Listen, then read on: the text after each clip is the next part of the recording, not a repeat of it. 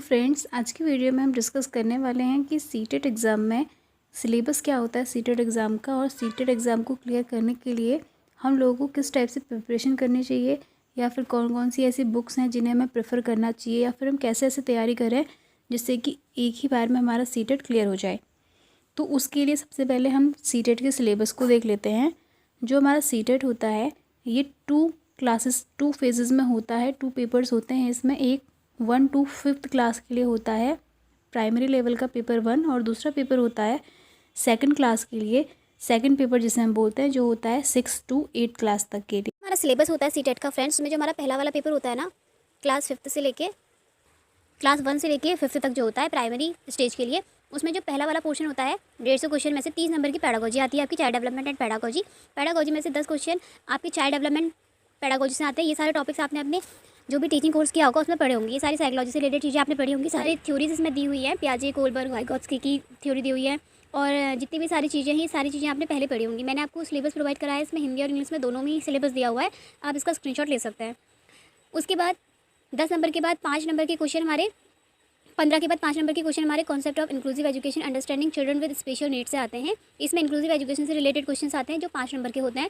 5 number के question आपको सारे इंक्लूसिव एजुकेशन से देखने को मिलेंगे, तो एक बार उसको अच्छे से पढ़ लेना। फिर है लर्निंग एंड पैडागोजी। ये आपके पैडागोजी से रिलेटेड क्वेश्चन होते हैं।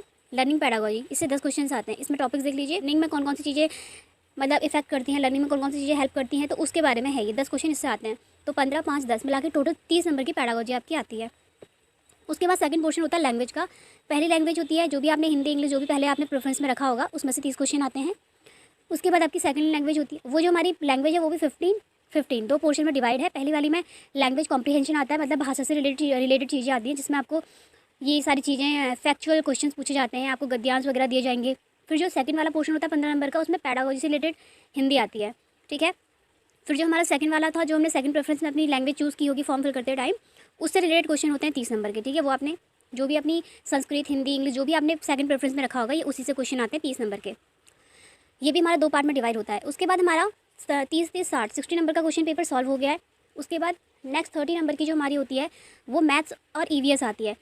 जो प्राइमरी स्टेज है उसमें तो ईवीएस और मैथ्स हर किसी बच्चे को देनी है। उसके बाद जो हमारा सेकंड वाला पेपर है जो 6 से लेकर 8 तक के लिए है, उसमें आप लोगों को अपने जो भी आपके पैडागोजी सब्जेक्ट होते हैं वो चूज़ करने होते हैं। जैसे ह्यूमैनिटीज़ वाले बच्चे सोशल साइंस वगैरह चूज़ कर सकते हैं, और साइंस वाले साइंस को चूज़ कर सकते हैं। बट पहले पेपर में आपको ईवीएस और मैथ्स करना ही है।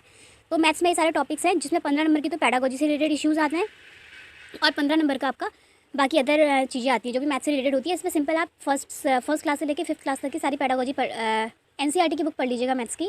उसके बाद हमारा लास्ट पोर्शन होता है 30 मार्क्स का ईवीएस वाला। इसमें भी आपको सेम वही करना है, कुछ भी नहीं करना, सारी एनसीईआरटी पढ़ लेनी है। क्लास 1 से लेकर 5th तक की सारी एनसीईआरटी आपको कवर कर लेनी है, आपका ये वाला पोर्शन भी पूरा हो जाएगा, ठीक है। तो आपका पहला पेपर तो पूरा कंप्लीट हो जाएगा 90 मार्क्स का। फिर हम आते हैं सेकंड पेपर में। सिलेबस सेकंड पेपर के लिए क्या है, सेकंड पेपर में भी सेम रहता है, 30 नंबर की पैडागोजी आती है। जैसे पहले वाले का पैटर्न है सेम वही है, चाइल्ड डेवलपमेंट एंड पैडागोजी के लिए। उसके बाद जो हमारा सेकंड वाला है, इसमें भी वही रहता है, पहली लैंग्वेज और सेकंड लैंग्वेज जो आपने प्रेफरेंस में रखी होगी, फर्स्ट हिंदी या फिर इंग्लिश जो भी आपने ली होगी, या सेकंड जो भी संस्कृत हिंदी जो भी ली होगी, उसके अकॉर्डिंग आपको 2 पेपर देने होते हैं 60 नंबर के, 60 मार्क्स के। अब इसमें जो लास्ट वाला पोर्शन होता है हमारा मैथ्स और साइंस वाला, वो 60 नंबर का होता है। उसमें आपके पास ऑप्शंस होता है, जैसे साइंस वाले बच्चे 30 नंबर की मैथ्स करनी होती है उनको, और 30 नंबर की बायोलॉजिकल साइंस करनी होती है, बायोलॉजी से रिलेटेड क्वेश्चंस करने होते हैं। उसमें भी आप एनसीईआरटी करेंगे तो हो जाएगा। और ह्यूमैनिटीज़ वाले जो बच्चे होंगे उनको सोशल साइंस करनी होगी, वो भी आप सिंपल क्लास 6 से लेकर 8 तक की एनसीईआरटी उठा लीजिए सोशल साइंस की, जितनी भी सोशल स्टडी से रिलेटेड बुक्स होती हैं सारी पढ़ लीजिए, और आपका ईजिली हो जाएगा। उसमें जो एनसीईआरटी फैक्ट दिए होते हैं उनको ध्यान से कर लीजिएगा, ठीक है। हिस्ट्री आती है जो ह्यूमैनिटीज़ वाले होते हैं, ज्योग्राफी आती है, तो ये भी उनका सेम वही रहता है, जितना भी कंटेंट रहता है। मतलब 20 नंबर की पैडागोजी से रिलेटेड इशू आ गए, जो आपने अपनी टीचिंग में पढ़े होंगे ना, सोशल साइंस वगैरह जो भी आपने अपने सब्जेक्ट टीचिंग के दौरान लिए होंगे, वहाँ पे वो पैडागोजी से रिलेटेड क्वेश्चन आएंगे 20 नंबर के, और बाकी सब एनसीईआरटी से क्वेश्चन आते हैं 10 नंबर के।